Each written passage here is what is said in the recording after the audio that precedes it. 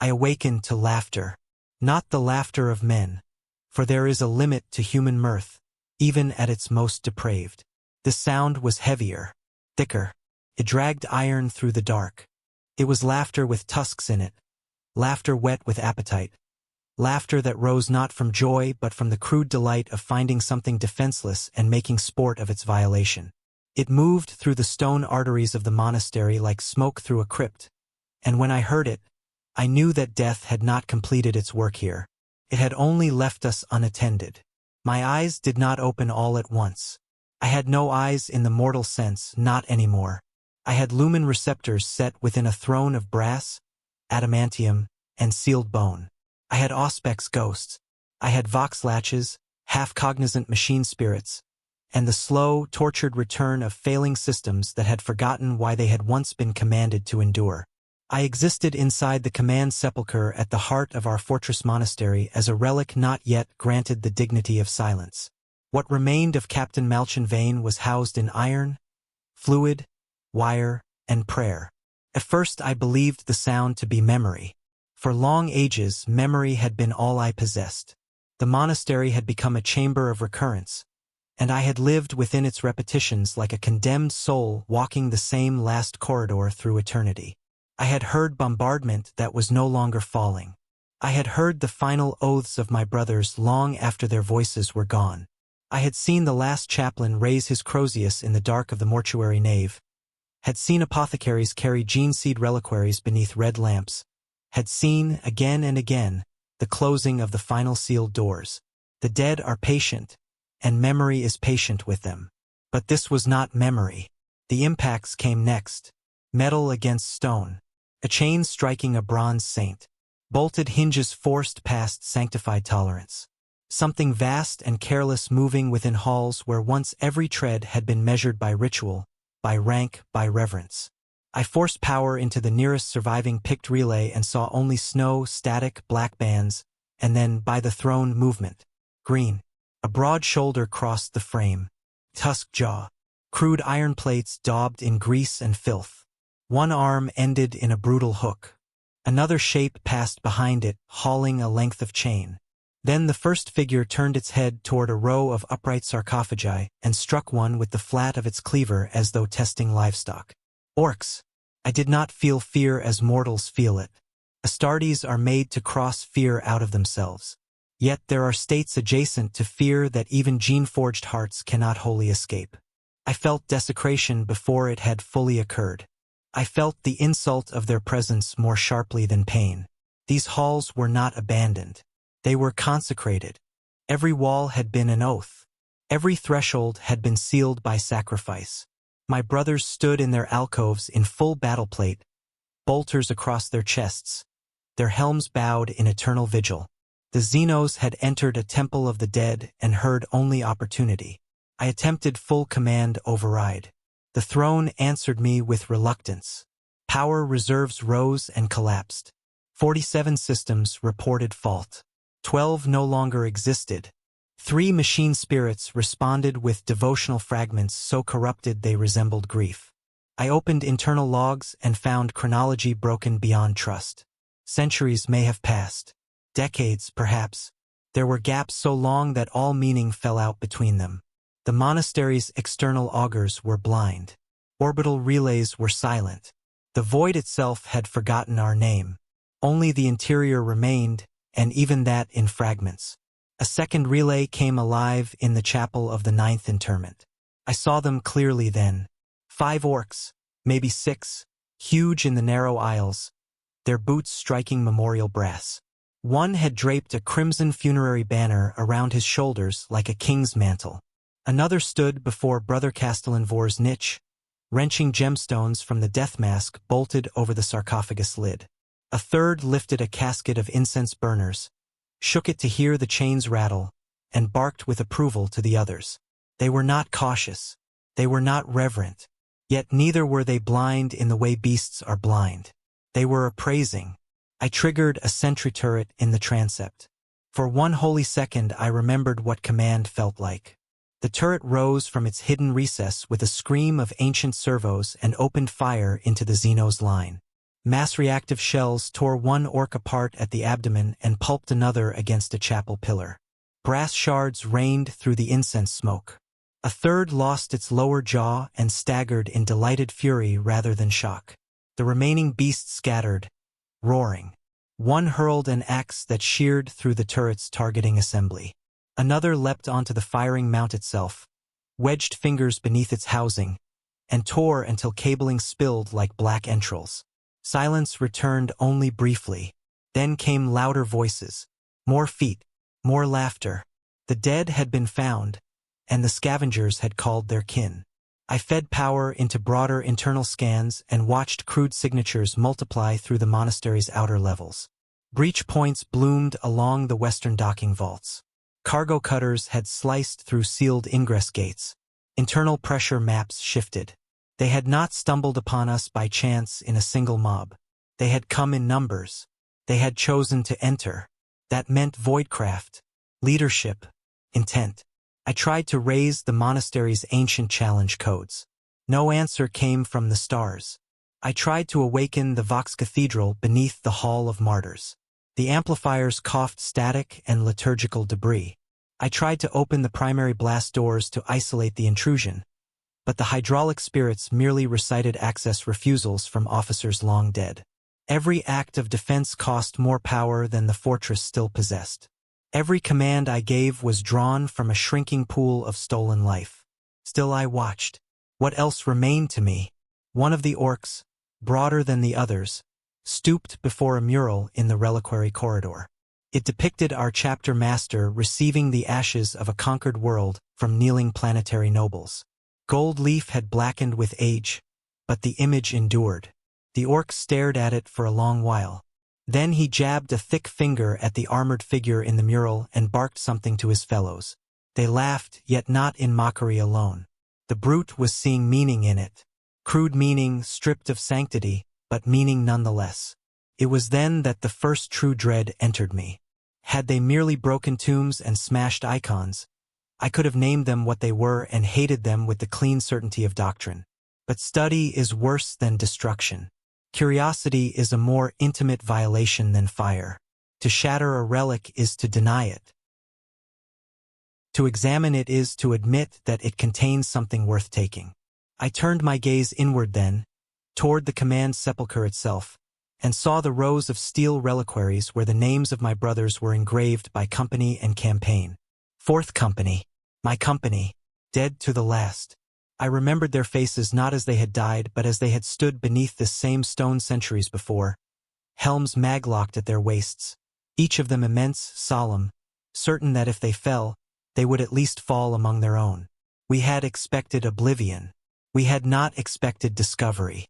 I knew then what had happened. My brothers had not survived our war. They had only survived long enough to be found by orcs. And I, Malchin Vane, last captain of a dead chapter, was still alive to witness the insult. We were not among the great names of the Imperium. No grand crusade histories set us beside the Ultramarines. No cathedral world kept mosaics in our honor. On 1,000 administratum rolls our name existed only as a seal, a tithe exemption, a line in a casualty ledger, a formal notation that a request for redeployment had gone unanswered because the requesting formation no longer existed. Yet obscurity does not diminish sanctity. If anything, it sharpens it. The galaxy is held together less by legends than by anonymous sacrifice, by forgotten garrisons dying correctly in forgotten places. We were the Carrion Templars. It was not the name given at our founding. That older name lies sealed where no living tongue should speak it now. But over the centuries, through campaign after campaign fought among plague worlds, ossuaries, siege moons, and corpse cities, men began to call us by what they saw. We did not leave our dead to ash. We bore them home whenever war permitted. We entombed them upright in full warplate, facing outward, so that even in death they continued the vigil that had defined their lives. Other chapters burned their fallen. Others sealed them in sarcophagi or fed them to the endless machinery of war.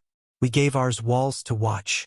Our fortress monastery reflected this devotion. It was less a bastion than a mausoleum built on the scale of a citadel. Cloisters of black stone linked chapels where the company dead stood rank upon rank.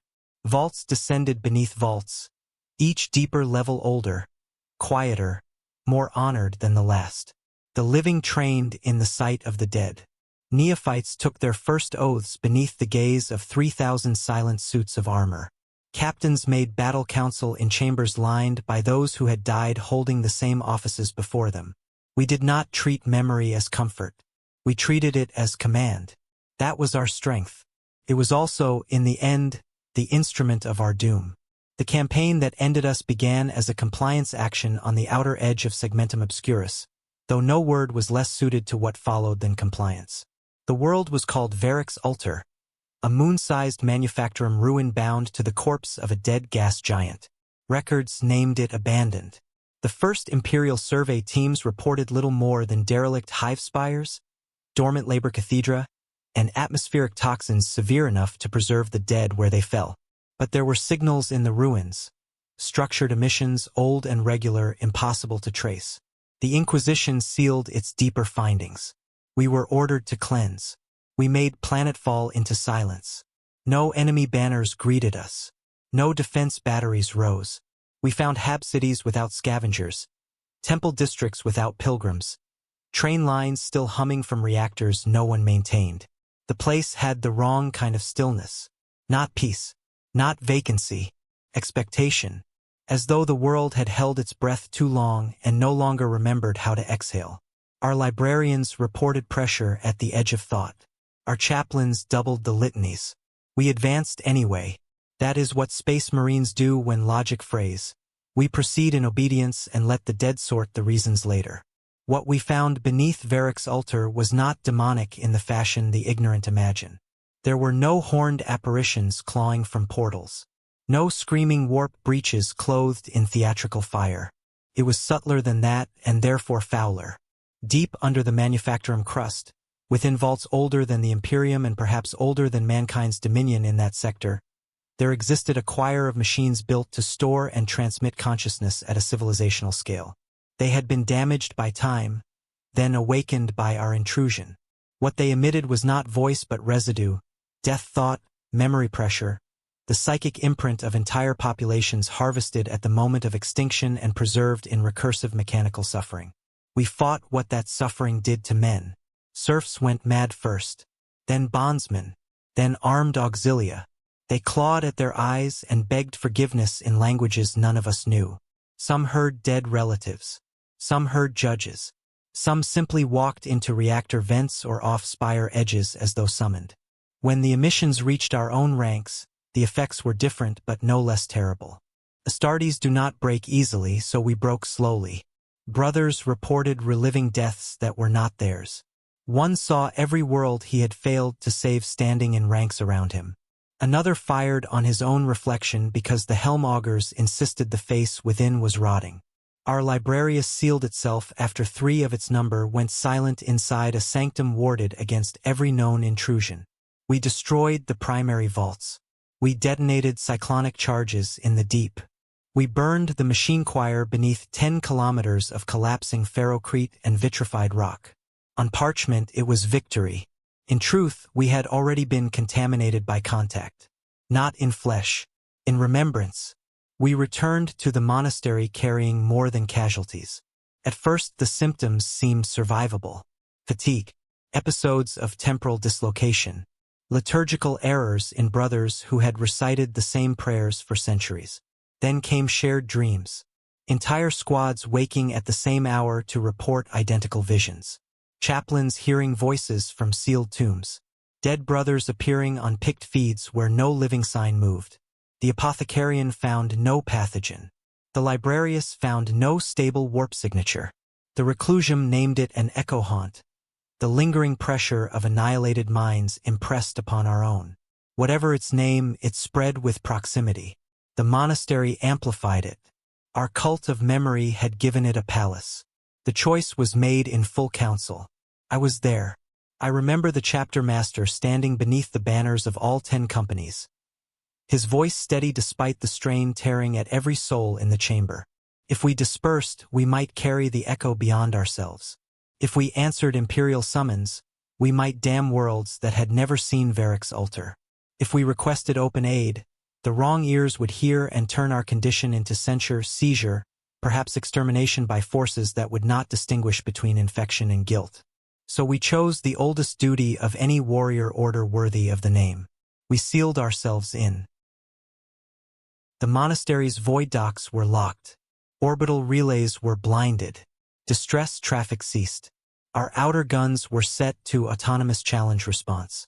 We sent only one final astropathic fragment to Segmentum Command. Operational incapacity, quarantine by self-declaration, no further contact advised. After that, the Carrion Templars disappeared from Imperial history.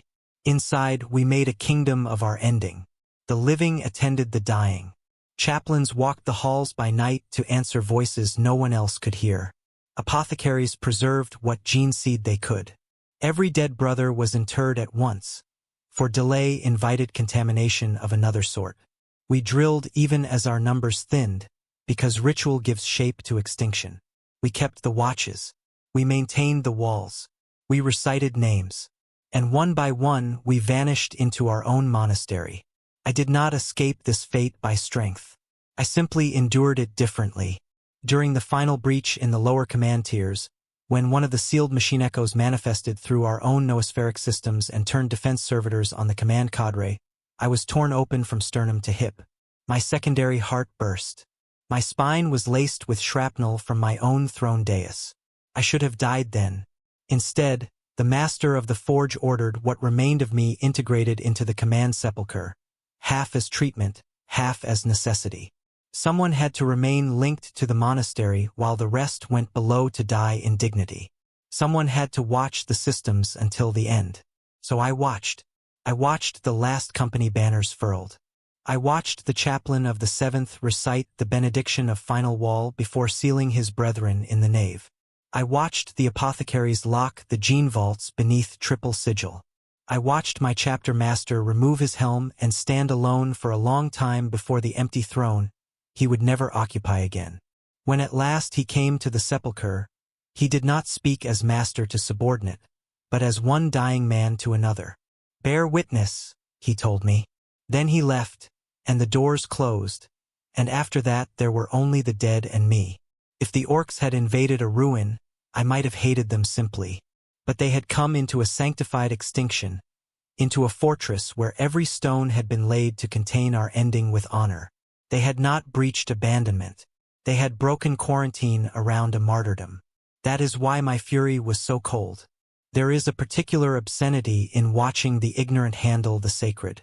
I observed them by fragments at first, through a lattice of surviving feeds and intermittent lumen strips that turned their movement into a procession of broken tableaus. A hand the size of a child's torso reaching into a reliquary niche.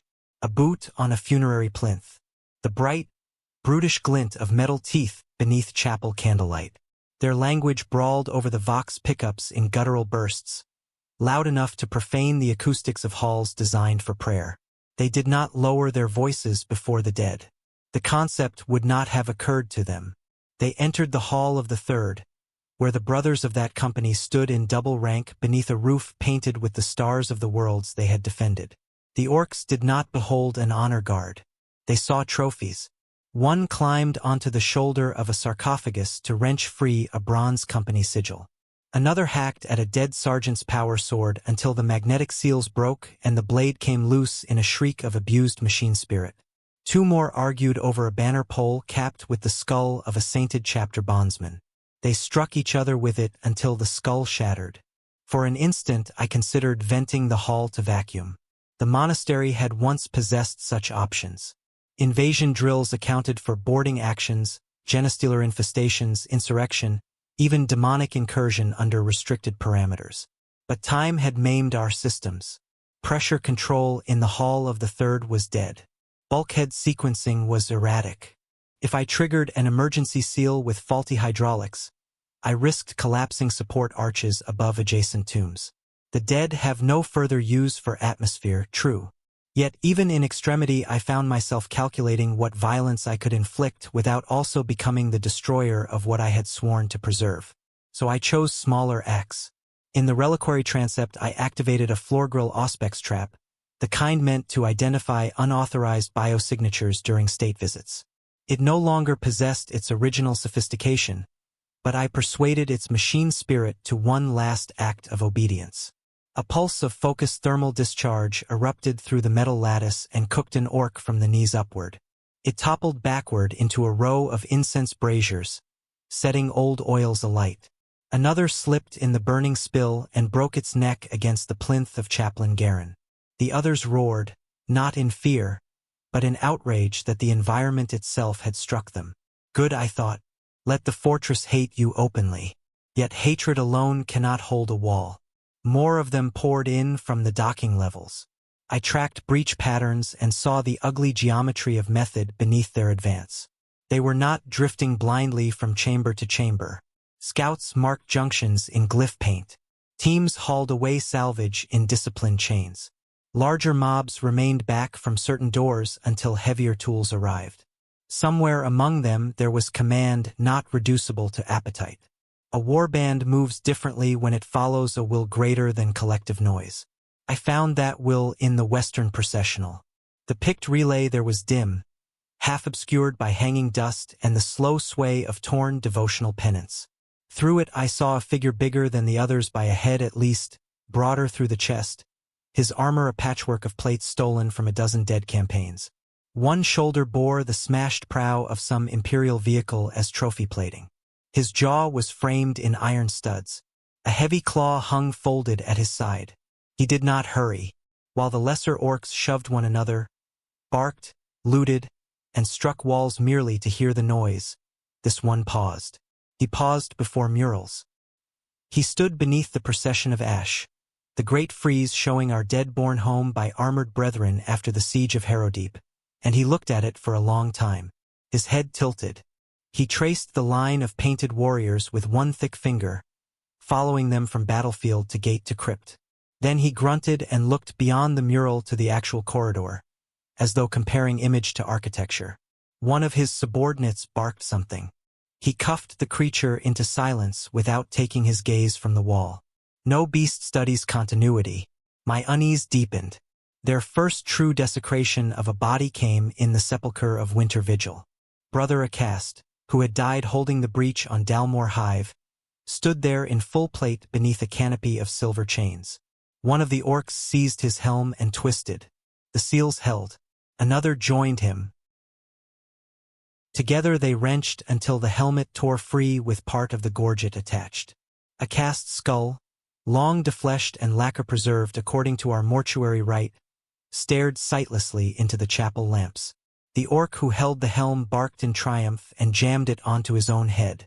It sat poorly, too narrow, one eye lens shattered at once by the pressure of his brow ridge. The others laughed. I do not know if what I felt then was rage or sacrilege given nervous form. If I had possessed lungs fit for breath, I think I would have roared. Instead I unleashed a dormant servitor pair from the alcove behind the chapel altar. Their skin had long ago gone to wax. Their hymn projectors sputtered static through the opening bars of a burial canticle. They advanced on grinding tracks and fired Volkite bursts into the looters at near point-blank range. One orc lost an arm and much of his ribcage. Another burned from within as his crude ammunition cooked in its magazine pouches. The creature wearing Acast's helm took a beam across the torso and staggered backward against the sarcophagus, where he died draped over the very brother he had stripped. For a brief, savage moment, dignity was restored. Then a larger mob arrived, dragged the servitors down with hooks and chain, and tore their weapon arms off to use as clubs. The orcs began shouting about the dead fightin' back. They found this exhilarating. That too taught me something. Any human trespassers might have fled, or at least grown cautious, unsettled by the persistence of resistance in a place so clearly mortuary. The orcs instead became animated by it. Opposition made the monastery more valuable in their eyes. The more it resisted, the more it proved itself worthy of conquest. Later, in the Hall of Captains, they found our statues. Those effigies were carved from void black marble. Each captain represented not in triumph but in stillness, hands resting on inverted swords, helms cradled at the hip, the names of campaigns inscribed around the plinths like prayer wheels of blood. The lesser orcs moved toward them at once with pry-bars and cutters. The great one I had marked barked a command. They stopped. He walked between the statues slowly. When he came to mine, he looked up into the carved face of the man I had once been. Stern, scarred, crowned by a laurel of iron thorns granted after the reaving of tossed. He stood there for so long that the feed nearly timed out. I could not read his mind, if such a thing deserves that word. But I saw calculation in the line of his neck and in the stillness of his posture. Finally he struck the plinth once with the back of his claw, not to break it, but to test the stone. Then he turned and barked another order. His followers backed away. He had claimed the chamber by leaving it intact. That was the moment my anger first changed its shape. Desecration I understood. Desecration I could hate in perfect clarity. But selection, preservation, even distorted appraisal, these introduced a new terror. He was not merely plundering our dead. He was assigning value among them. And things that are valued are seldom left behind. Once the orcs understood that the monastery contained not only corpses and iconography but mechanisms of war, their invasion ceased to be looting and became occupation. The transformation announced itself through power. For many years the fortress had lived in a twilight of ration systems. One wing would wake while another slumbered. Lighting cycled according to funerary logic, not strategic necessity. Forge levels remained sealed, reactors banked to embers, launch control dormant beneath rites of denial. I knew the cadence of that decline intimately. Then, over the course of a single grim span, the power grid lurched like a corpse shocked on a table. Sections long dead flared to life. Cargo lifts began to move. Forge smokes rose in Habstale currents. Diagnostic runes spilled across panels whose glass had worn opaque with dust. They had found the lower generatoria. Mechs, I surmised. Their signatures moved there in clusters, accompanied by irregular electromagnetic surges and the distinctive abuse patterns of Xeno's engineering. Impact activation, short-loop bypass, thermal overfeed, and the universal orc principle that anything can be made obedient if struck hard enough by someone confident enough. By all reason, they should have broken our machines beyond recovery. Instead, they achieved the blasphemous. Failing systems that had ignored my careful invocations responded to their violence with renewed function. Perhaps machine spirits prefer certainty, however crude, to the hesitant piety of a dying caretaker. What came alive taught them. Old drill cages in the 7th Company Annex booted from sleep and began replaying combat routines across hologlass ranges. Tactical display walls in the boarding academium flickered into motion, showing color-coded vectors, kill corridors, and historical void assault patterns from campaigns predating most Imperial sector's current governors. In the arming halls, picked sermons detailing maintenance rites for bolters and maglocks scrolled over devotional screens. Lift shafts opened onto levels whose existence the invaders had not yet guessed. Every system restored became not merely a tool but a lesson. I watched a knot of orcs in the neophyte range hall stand beneath a live-feed demonstration of combat stances once used to teach adolescent aspirants how to absorb recoil in boarding conditions. The projected Marine, rendered in blue tactical wireframe, stepped, braced, fired, advanced. The orcs hooted at first. Then one imitated the motion. Another shoved him aside and tried differently. A third fetched a looted shotgun. Within the hour, they were practicing in earnest, badly, brutally, but with intent. They were learning from a dead chapter's ghosts. In the forge precincts, desecration took on industry. Our tech marines had worked there in austere silence, treating each rite of maintenance as sacrament. The orc mechs turned the same spaces into roaring caverns of sparks and smoke. Servo arms were chained into positions their original builders never intended. Blessing braziers were repurposed into vats for heating scrap. Auspex relays were bolted onto gun carriages. I saw one mech disassemble a ruined suit of Mark 7 plate and use its ceramite sections not as random scavenged armor, but according to pattern chest segments for frontal reinforcement. Greaves cut down into shoulder cowlings, cabling stripped for power feed. They recognized superiority of design even if they could not articulate it. That made them more dangerous than vandals. The colors came next. Our chapter's heraldry had always been restrained. ash-white fields, grave-black quartering, and a deep funeral red used sparingly for command markings and honored dead. I saw those colors begin to spread over orc plates and hull sections in ugly, thick strokes. At first it seemed accidental, paint scavenged from monastery stores. Then I observed consistency. Mobs associated with certain sectors adopted recurring combinations. A larger brute daubed his chest plate with the black vertical stripe that had once marked our breacher squads. A mob leader affixed a funerary seal case to his belt and painted his gauntlet red as though imitating some half-understood command distinction. No parody is so horrifying as the parody that thinks itself reverent. In the Chapel of Provenance, where every relic weapon had been catalogued beneath the name of the brother who last bore it, the orcs made a place of sorting. Loot was brought in, examined, graded, redistributed. Crude? Yes. Disorderly? Still yes. Yet there was system within it. The most effective guns did not remain with the first hand to seize them. Better armor migrated toward larger, more dominant individuals. Shields were stacked in purposeful numbers. Ammunition was partitioned. I watched a smaller orc attempt to hide a mastercrafted combat knife inside a saint urn. He was beaten nearly to death by a superior and the blade was taken, not for greed alone, but because the hierarchy demanded that worthy tools belong near worthy strength. The great brute from the Hall of Captains oversaw much of this by intermittent presence. He moved not everywhere, for a leader secure in command need not. But wherever he went, noise changed around him. Lesser orcs shouted less, watched more, deferred by instinct. In one feed I saw him enter the librarium outer vaults, where shelves of sealed campaign codices and memorial rolls remained locked behind adamant screens. He struck the lock plate once, failed to open it, and did not waste another blow.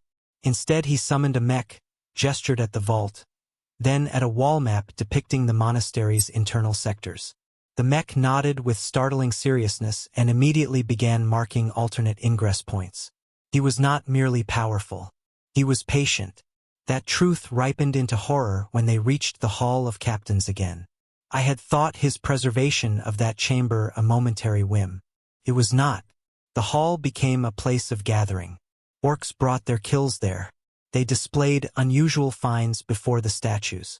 They argued beneath the effigies and seemed, in their own coarse way, to take stature from the setting. I saw the great brute sit upon the steps below the statue of Chapter Master Hellion Threx and listen while subordinates gestured at recovered maps, weapons, and armor pieces. The statues of dead captains loomed over them like judges at a trial whose language had been lost.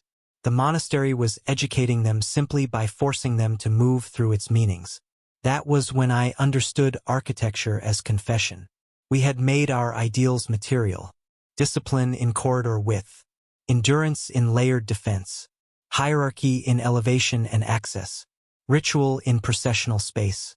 Memory in every repeated symbol. We believed that by embodying ourselves in stone and steel we would outlast mortality. We had been correct. We had merely failed to ask what else might inherit those forms. A final feed from the Western Armory confirmed the nightmare fully.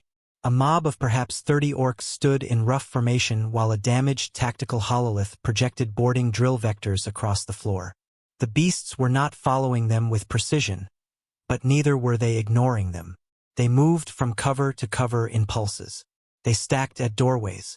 They kicked open blast panels and surged through in bursts while others covered. A mech screamed corrections and struck laggards with an electrified prod.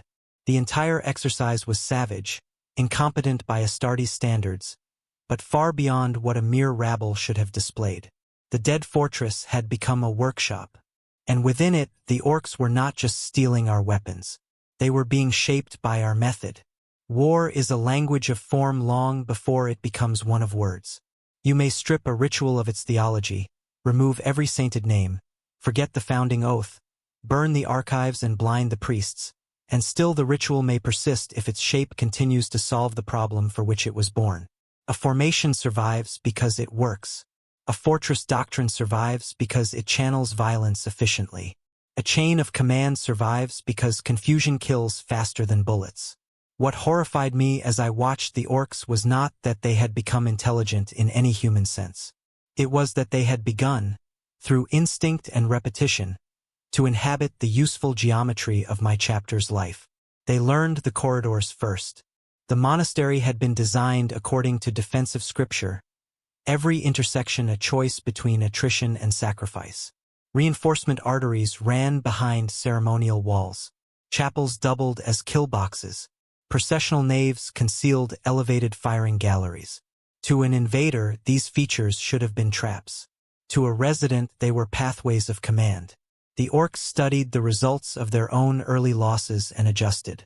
Within what cannot have been more than a few days, mobs that had initially blundered into crossfire zones began avoiding exposed transepts, using side passages, and sending forward hardier brutes before committing the mass. Then they learned the vaults. Our armories were arranged not by simple quantity but by campaign function.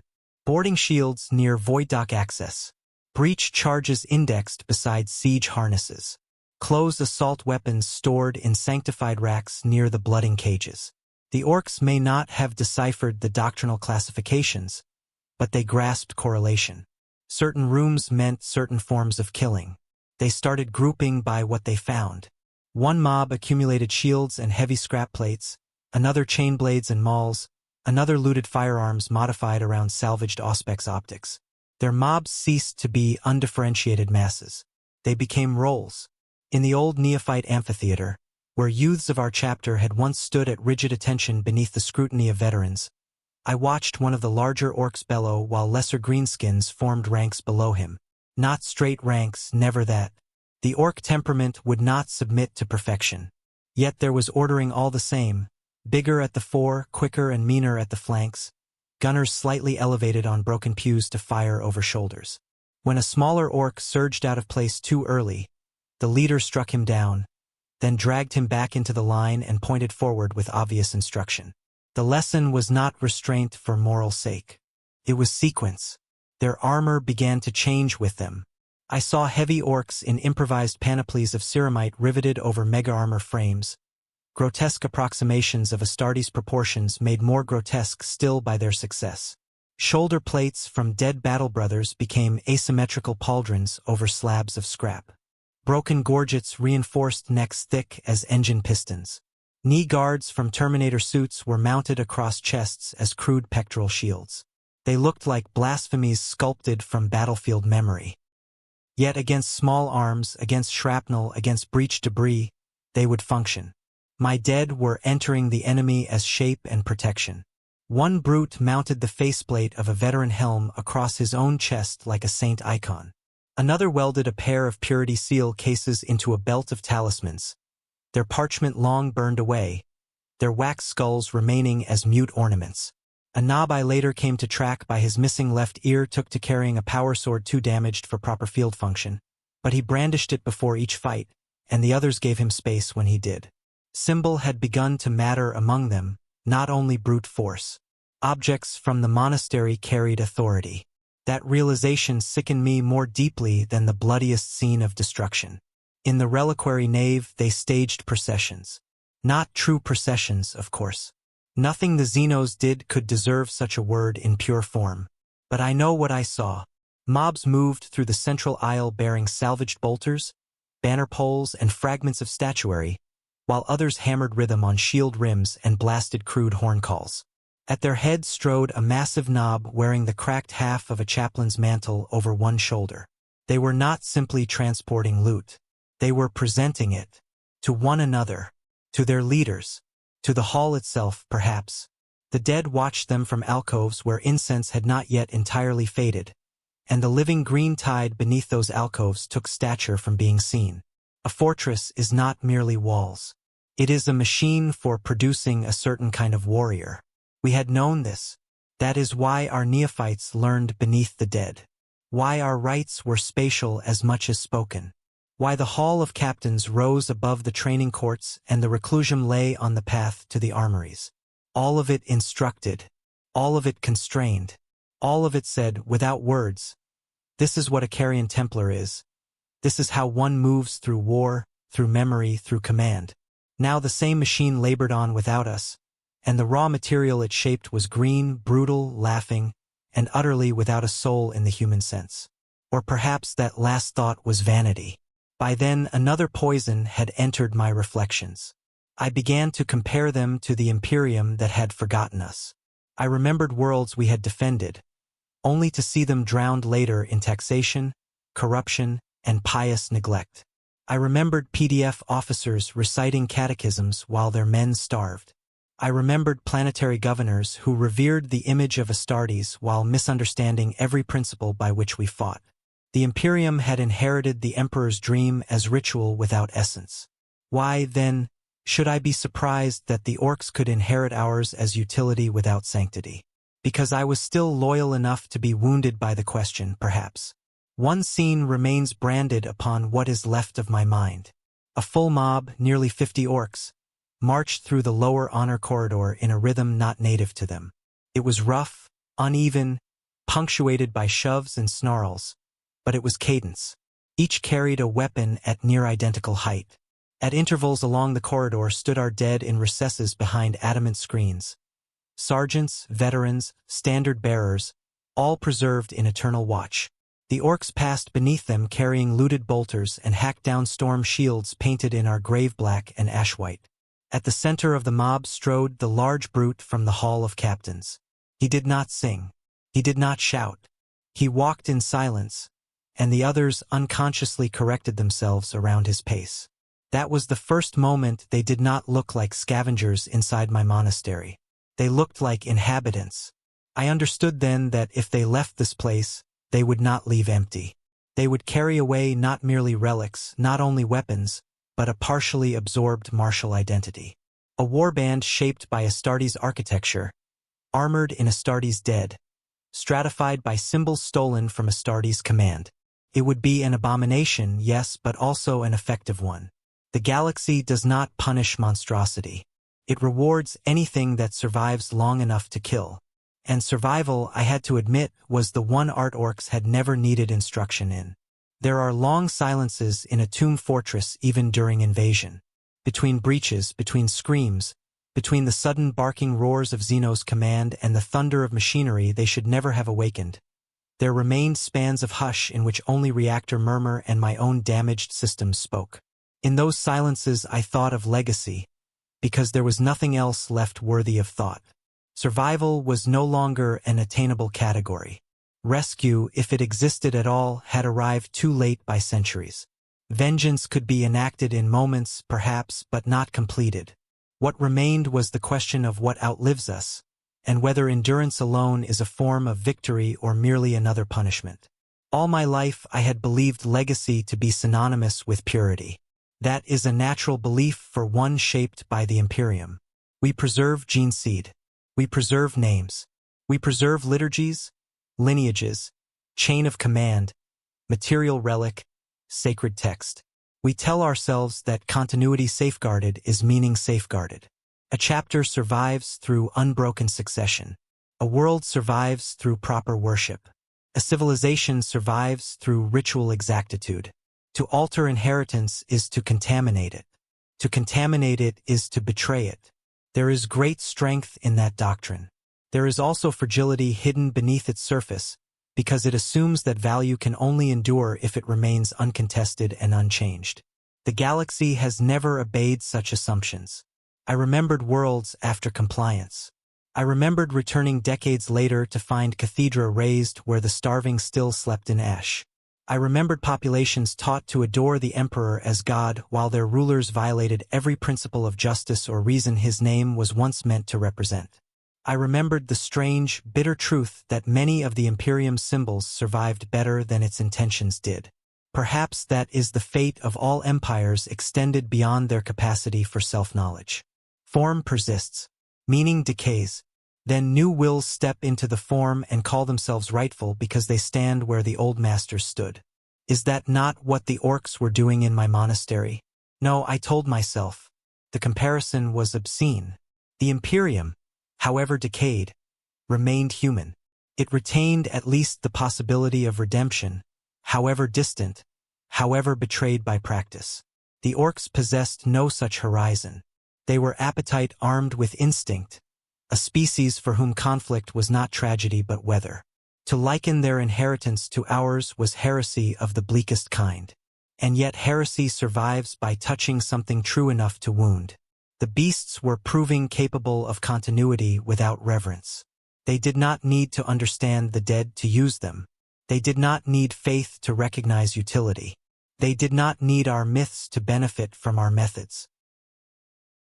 In some perverse sense, that made them more honest than many human inheritors of power. The Imperium claims to remember. The Orks merely take. I accessed the monastery's archival mirrors, searching perhaps for contradiction, perhaps for self-indictment. Through cracked data blocks I found campaign summaries, casualty rosters, censure notices, commendations, requests for resupply answered by silence, worlds saved and lost, brothers awarded honorifics that meant nothing outside our own walls. How much of that would have endured if the monastery had remained sealed forever? A few lines in segmentum records. A dead seal. Maybe a myth among local defense fleets. We had already been on our way to oblivion before the Orks arrived. It was only their intrusion that forced me to confront the nature of oblivion itself. To be forgotten is one kind of death. To be remembered wrongly is another. Which is worse? The ecclesiarchy would answer at once. Wrong remembrance is corruption, and corruption spreads. But I was no priest, despite the years I had spent entombed among relics. I was a warrior and a witness. I had seen too much to trust easy absolutes. If some fragment of us endured in the practices of an enemy, did that annul us, or prove that what we built possessed force beyond our own ownership? It is an intolerable question. That is why it lodged like shrapnel. The Imperium had forgotten why it fought in many places. I do not mean tactically. Humanity never lacks immediate reasons for battle. Xenos, heretic, resource, border, reprisal. I mean spiritually, teleologically. We still bled and conquered and fortified, but to what end beyond the continuation of the bleeding and conquering? The Emperor's vision had become a shrine around a corpse god.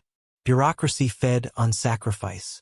Entire sectors existed as engines to sustain war whose purpose had been replaced by self-preservation. The Carrion Templars had at least known what we worshipped. Duty among the dead, memory as command, sacrifice given shape. Crude though they were, the Orks seemed to understand one thing with obscene clarity, that war exists to continue itself through whatever hands can wield it. That thought filled me with revulsion. It also filled me with recognition.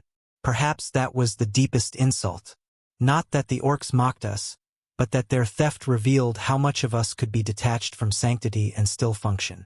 Our fortress taught violence through architecture. Our relics conferred authority through visibility. Our colors organized allegiance.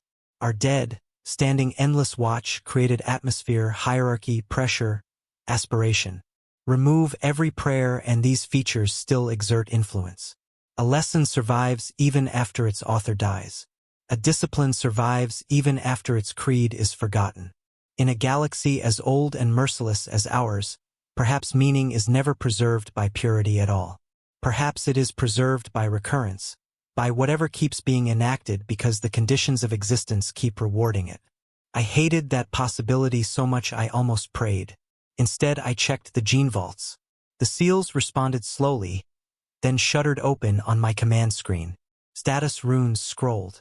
Primary sanctum integrity compromised. Secondary locks forced. Internal environmental shift detected. Biometric anomalies present. I magnified the feed. The image resolved in staggered frames.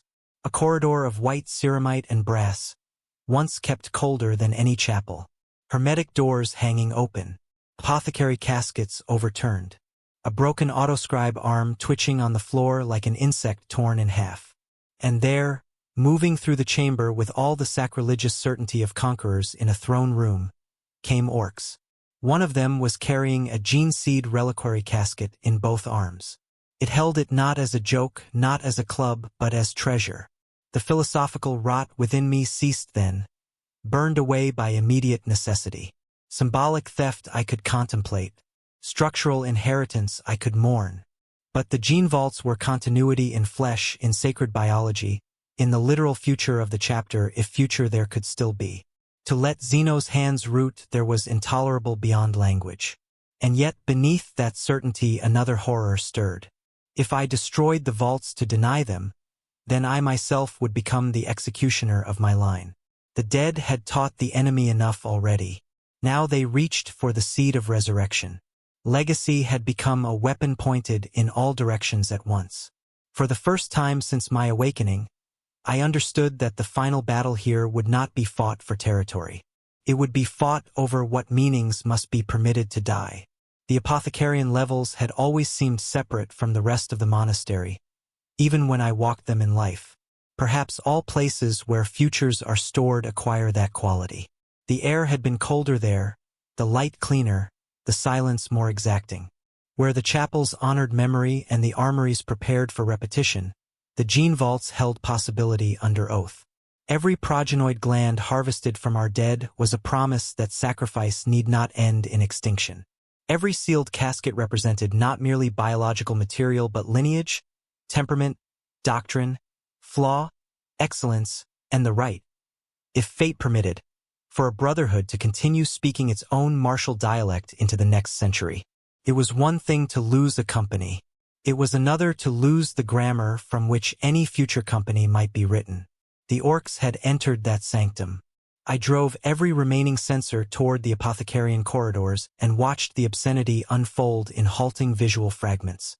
One brute had pried open a storage wall and was pawing through cryocaskets as though sorting meat. Another wore an apothecary's reductor tool, hanging from a chain at his neck like a hunter's charm. A mech had dragged an autosurgeon frame into the main passage and was striking its control panel until articulated arms spasmed in random arcs, occasionally lancing into the wall with still-powered drills. The gene seed reliquaries themselves were being stacked on a grav cart beneath crude guard. They did not understand what they had found. That did not lessen the threat. In some ways it worsened it. Humans profane with knowledge. Orcs profane with momentum. If a thing was important, protected, central, or difficult to seize, they granted it worth at once. Meaning by resistance. Value by effort. The vaults, by defending themselves, had only convinced the invaders that their contents must matter greatly indeed. Denial protocols remained available. 3 sets, to be exact, though 2 had degraded into uncertain function. The first would vent cryogenic purge gas into the vaults, destroying viability in seconds but perhaps leaving caskets physically intact. The second would trigger rad sterilization from hidden coils in the floor. The third, final and absolute, would collapse the vault sublevel by overloading the sanctum's reactor taps. That last measure had been intended for apocalyptic necessity only, the kind of command a sane apothecary master could give only while the enemy was already at his throat. I had authority enough to begin the sequence. I lacked certainty enough to finish it, because if I gave that order, the Carrion Templars would truly end by my hand. Hope is a disease the dead carry longer than the living suspect. For centuries, if centuries they had been, I had remained in the sepulchre because somewhere in the furnace ruin of my mind the possibility endured that one day an imperial vessel might answer a garbled beacon, a wandering inquisitor might question our absence, a successor chapter might trace our silence to its source. They would come. They would find a sealed tomb, a dead brotherhood, preserved gene seed. They would mourn. They would judge. Perhaps they would condemn the contamination and burn us all. Perhaps they would salvage enough to begin again elsewhere. It was a foolish hope by then, but even foolish hope acquires sanctity through longevity. To kill the gene vaults would be to confess that I no longer believed in any future hand but my own. And what is a chapter without faith in succession? The sepulchre was not wholly silent as I wrestled with this. Entombment does strange things to a damaged mind. Long isolation among auto-archives, vox echoes, memorial canticles, and machine spirit remnants can give memory a voice sharper than reality. Or perhaps the voices were real in the only sense that matters inside such places. I heard Chaplain seared first, deep and grave, speaking the benediction of purity between pauses as he had done before every void assault. Deny the alien. Let no unclean hand inherit what was sworn in blood. Then Apothecary Morn, precise even in memory, reciting lineage protocols and casualty contingencies. Preserve seed where any possibility of restoration remains. Extinction by despair is still extinction chosen. Lastly, the chapter master. Not as I had last seen him, gaunt with echo haunt and burden, but as he had sounded in council before Varric's altar. The chapter is not its flesh alone. The chapter is the law by which its flesh is governed. Were these ghosts? Corrupted archives? My own conscience divided into familiar masks? It does not matter. Their contradiction was my own. Below, the orcs continued their theft. One of them opened a reliquary casket and recoiled, disappointed perhaps to find no gem, no weapon, no obvious machine. Another snatched the organ capsule within and squeezed until preservative fluid ran between his fingers. He barked a complaint and threw it at the wall. I would have killed him with my bare hands had I possessed them. Instead, I triggered the vault's last functioning defense servitor. It rose from a concealed alcove, skeletal and silver, and plunged a reductor spike clean through the brute's throat. The other orcs cheered at the spectacle before reducing the servitor to wreckage with hammers. Even our vengeance instructed them in violence. I opened the self-destruct catechisms and began the first authorization. Runes flared red across my internal display. Denial protocol primus acknowledged. Secondary confirmations required. I advanced through layers of liturgical command older than my captaincy, each one forcing the mind to slow, to consider, to remember that this was not merely destruction but doctrinal murder. Names of apothecary masters long dead scrolled past like accusing saints. Purity clauses. Conditional absolutions. Warnings regarding treason by panic and sacrilege by expedience. The chapter had built every barrier possible between a desperate commander and irreversible action. Wise, cruel, necessary. At the final prompt I halted. My thoughts returned not to battlefields or oaths, but to boys, aspirants. Those who had stood in the neophyte halls with human fear, hidden beneath iron discipline as they awaited judgment, implantation, transfiguration. I remembered Sergeant Loras, who had become one of the finest line officers I ever commanded. I remembered stern young Ifrin, whose left hand trembled when he first took the oath blade and who later held Gate 6 on Nick's absolution for 9 hours against things no man should describe. I remembered that every brother I loved had once been unrealized possibility contained in flesh and hope. The caskets below were not relic jars. They were unborn voices. And yet, if the orcs carried them off, what then? Desecrated trophies? Misused biomatter? Curios in a Warbus's hoard? Worse still, objects around which myth could grow.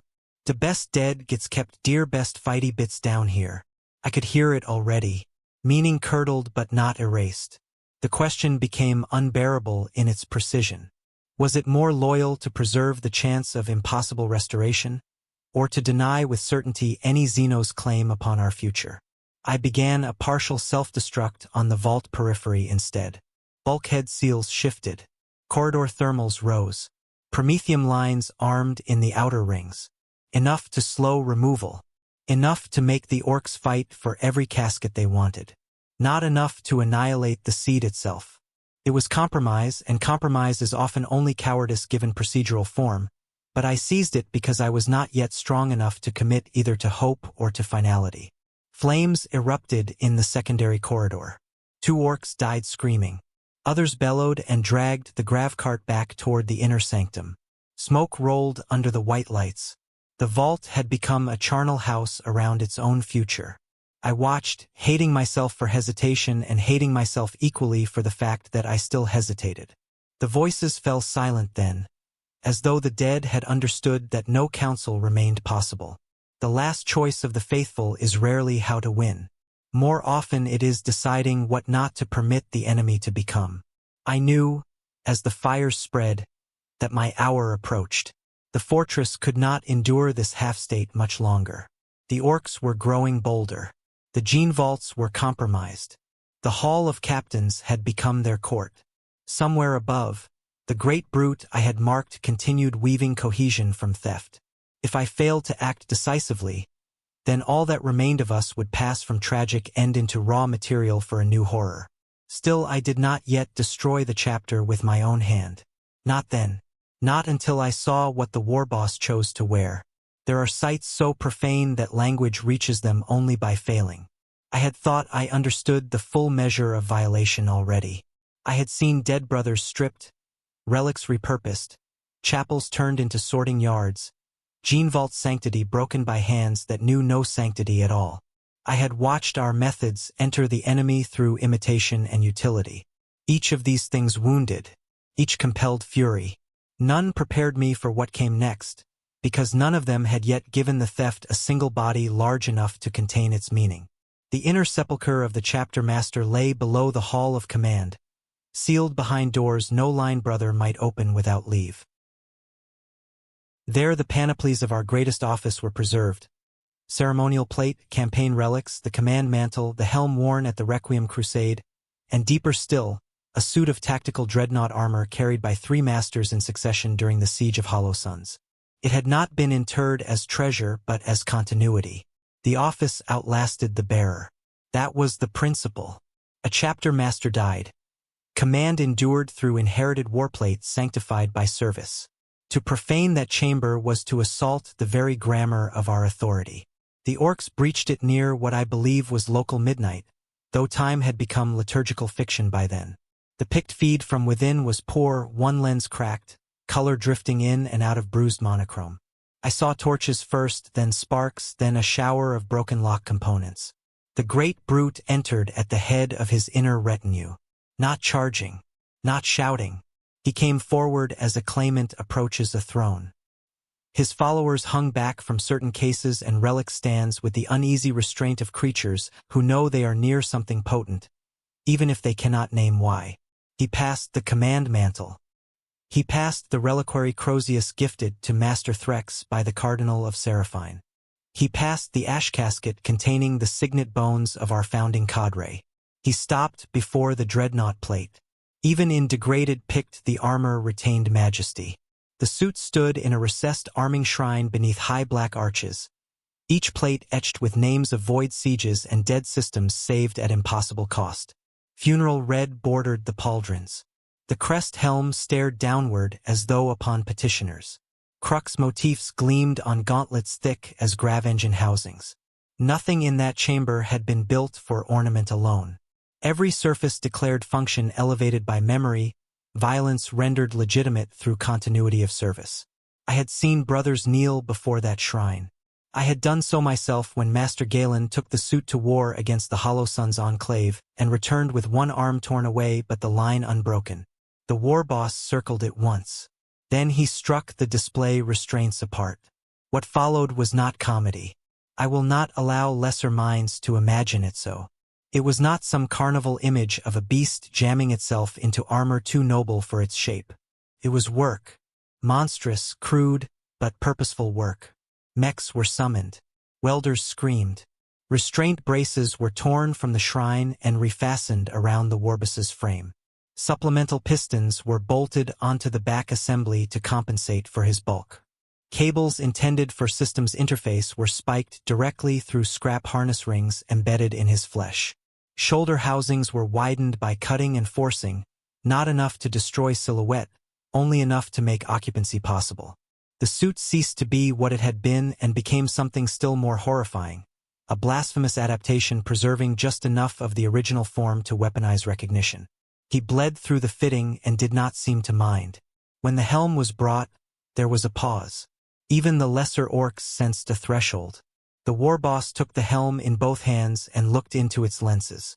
I could not tell whether he saw a face there or merely the idea of one. Then, rather than force it over his entire head, he mounted it offset above his brow, integrated into an augmented cranial guard, so that the dead commander's visage loomed over his own tusked features like an ancestral mask. It was worse than total replacement would have been. He had not hidden himself beneath our symbol. He had subordinated it to his own continued identity. When he emerged from the sepulchre, the monastery itself seemed to recoil. His retinue bellowed and hammered weapons against shields. Mobs converged from adjoining levels. They looked up. They stared. The effect upon them was immediate and unmistakable. Power had become image. Authority had acquired liturgy. The war boss in that armor was no longer merely the largest among them. He was now the one who wore the fortress, the one into whom the dead had apparently flowed, the one who had passed some unspoken test of worth by taking the most heavily sanctified shape within the entire monastery and surviving it. I tracked him to the Hall of Captains. There, beneath the statues of the dead command cadre, he ascended the central steps and turned to face the assembled mobs. He barked a series of commands while striking his claw against the chest plate in a rhythmic pattern. The others responded with chants. Not our chants, never ours. But they had structure now, repeating calls, punctuated responses, mob identifiers linked to colors and spoils. Where once their cries had been a chaos of appetite, now they resembled battle liturgy degraded through alien instinct. I heard words repeated around the chamber that I could not fully parse, but one pattern recurred whenever they gestured to the armor, the hall, or the dead around them. Old boss. Big dead boss. Best dead fight. They were not mocking the chapter. They were occupying it. There is a distinction. Mockery seeks to reduce. Occupation seeks to inherit. I saw dead brothers repositioned along the hall's flanks. Not thrown aside. Not broken. Arranged. Their sarcophagus alcoves were opened. Their armored remains hoisted and propped like witnessing ancestors. Banner fragments were draped between them. Looted bolters were laid across their arms. The orcs had grasped some dim but potent truth. Armies draw power from being seen by the dead, even if only by the imagined dead of their own making. They were using our own mortuary atmosphere to confer legitimacy on themselves. In that hour I glimpsed the full shape of the future if I failed. An orc host departing the monastery under a warlord armored in sanctified Astartes relics. Mobs structured by looted doctrine. Specialists distinguished by our colors. Command formalized through our halls, our symbols, our inherited visual grammar. Not a chapter, never that. Not a clan in pure form either. Something between. A war host wearing the ghost of a brotherhood and empowered by the horror that others would feel upon seeing it. If such a force struck imperial space, panic alone would multiply its strength. Worlds would hear that Space Marine dead marched beside greenskins, that a fortress monastery had become a Wyack shrine, that a warboss wore chapter relic plate and used disciplined boarding tactics. Rumor would do what artillery could not. The warboss lifted one massive arm and the hall quieted. He turned then toward the sealed launch bay vaults and slammed his claw into the air. The response shook the statues. Mobs erupted, not in aimless triumph, but in shared anticipation. They had a direction now. The dead fortress would not merely be looted. It would march again. Something hardened in me at last. Hope, that old parasite, withered. I no longer thought of preservation. I thought only of denial. Once the launch system stirred, secrecy ended. For centuries our monastery had been a blind cinder hanging over a forgotten world, its emissions rationed to near nothing, its signature drifting beneath the notice of all but the most attentive augur sweep. A dead thing. A void mausoleum. The orcs, in their mania for activation, reversed that death in the ugliest possible sequence. Dock clamps groaned awake. Hangar atmosphere pumps began cycling. Guidance cogitators coughed up stale star charts. Distress beacons, identification packets, and challenge routines long dormant bled into the void in fractured bursts. Some codes were ours. Some were corrupted by age. Some had been mangled by Xeno's interference until they became a liturgy of machine stutter and mourning. But they were signals nonetheless. Somewhere, eventually, something would hear. I tried to shape the outflow. From my sepulchre throne I forced open the Vox Cathedral relays and tied them into an external antenna spool above the eastern bastion. The act nearly blacked out 3 internal sectors. Still I transmitted, if such damaged emission can be called transmission. Warning. Quarantine. Dead chapter. Xeno's occupation. Denial urged. Coordinates appended where possible. Much of it emerged as clipped binaric, half-buried under ritual security phrases no living astropath outside our line would readily parse. Yet perhaps that was enough. The Imperium is built on fragments. Entire crusades have been launched on less coherent evidence. Or perhaps I merely screamed into a dark that had forgotten us long ago. My attention returned inward when the first launch bay fully opened. It was Bay Mortis 3, once used for boarding torpedoes and Thunderhawk deployment during void sieges. The outer blast petals separated under groaning protest, spilling hard starlight across decks that had known only emergency lumens for ages beyond count. Dust lifted in glittering veils. The sight alone stabbed me with memory. Engines warming, deck crews in disciplined lines, red-robed tech marines blessing launch rails before war.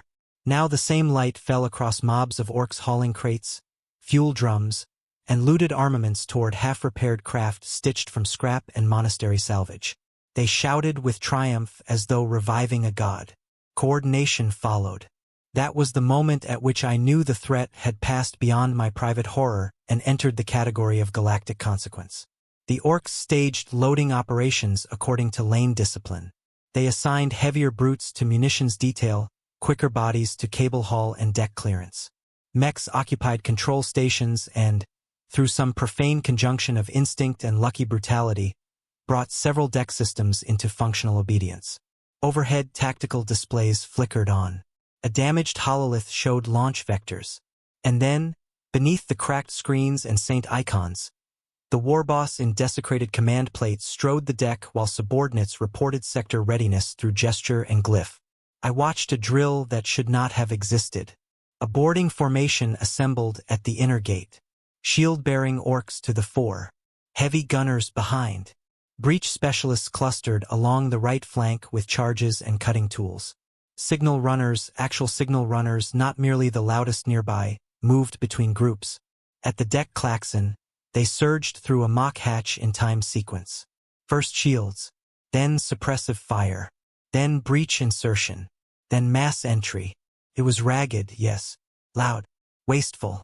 Several fired too early. One trampled another. Yet the pattern held. They repeated it, improved it, corrected mistakes not by doctrine, but by immediate consequence. They were still orcs. That is what made the sight worse. This was not a clean transformation into human imitation. They retained all the brutality, resilience, appetite, and heedless aggression of their kind. What they had acquired from us was shape, enough shape to direct their natural violence more efficiently. A barbarian with a fortress at his back is dangerous. A barbarian who has partially learned why the fortress was designed as it was becomes catastrophe. I widened the monastery's external auger cone for the first time since quarantine. The void returned an answer at last, though distant and uncertain. Faint contacts at the edge of range. Perhaps wreckage. Perhaps merchant drift. Perhaps patrol signatures. I could not resolve them through the interference storms hanging over the dead world. Yet their presence mattered less than the principle. The monastery was visible now. If I could detect the outer dark could detect us. Imperial forces might come. Pirates might come. Chaos raiders might smell weakness. Tyrannid splinters, opportunists, scavengers, all the carrion intelligence of a rotting galaxy. Whoever arrived first would not find a sealed tomb. They would find a weapon being reanimated by greenskin hands. My chapter had become a contagion vector. That was the word that finally settled over all my reflections. Not inheritance. Not desecration. Not even occupation. Contagion. The forms of the Carrion Templars, separated from their creed, had become transmissible. Armor, tactic, symbol, atmosphere, command, ritual. These elements could now move from the monastery into the wider void in bodies not our own. Even if the entire warband died within a month of departure, others would see them. Stories would spread. Trophies would change hands. A legend would be born. The dead Marines whose fortress taught orcs to wage war more terribly. I could not allow legend. From